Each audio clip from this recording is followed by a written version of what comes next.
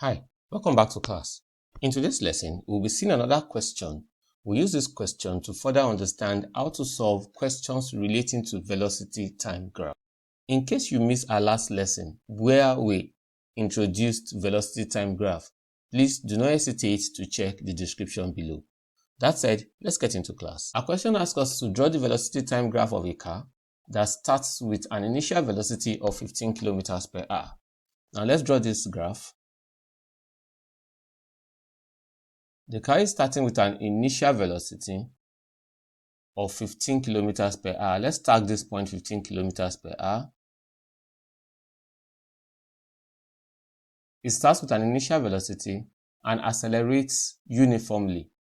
It accelerates uniformly for 5 meters per second until it attains a maximum velocity. It attained a maximum velocity of 50 km per hour.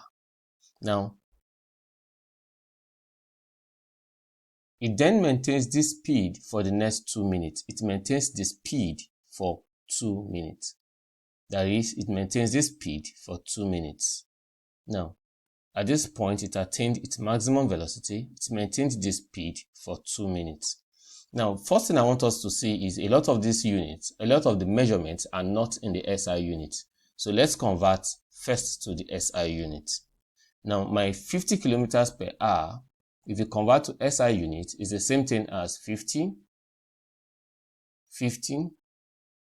times 1000 over 60 times 60.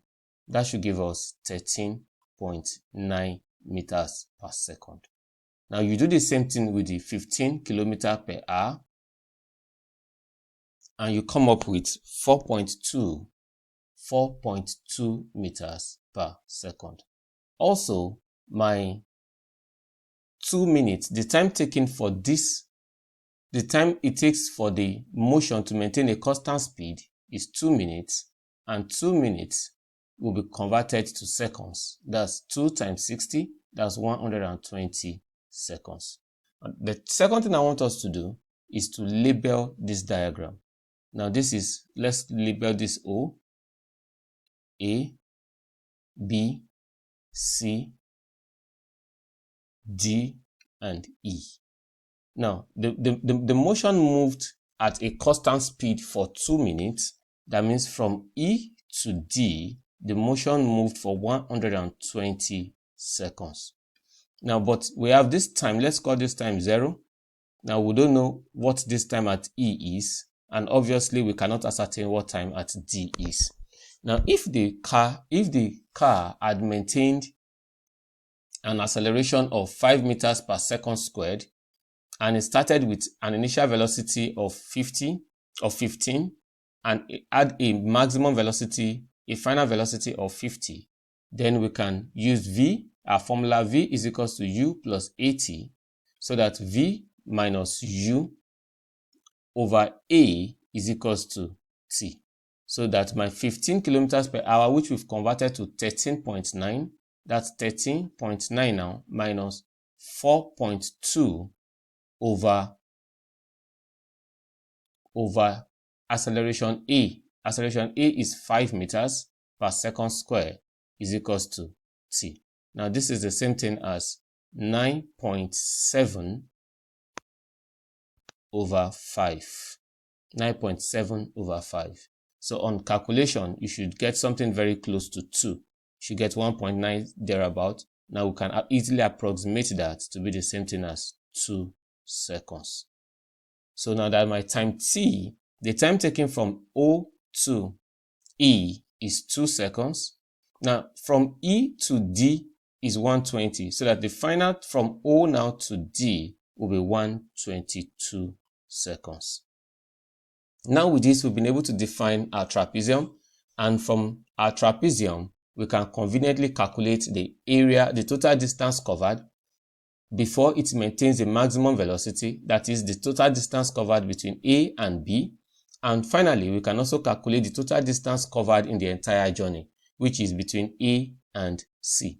Now the total distance covered between A and B will come from our trapezium will come from total distance covered, that's between A and B here, will come from our area of our trapezium, which is given as half into,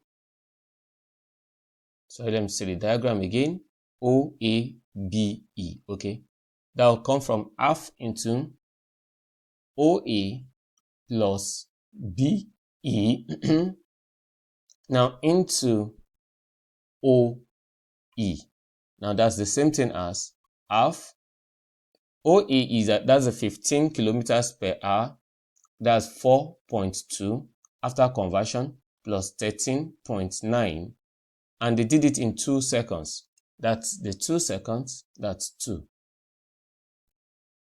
So that this is the same thing as half into 13.9 plus 4.2, 18.1 times 2.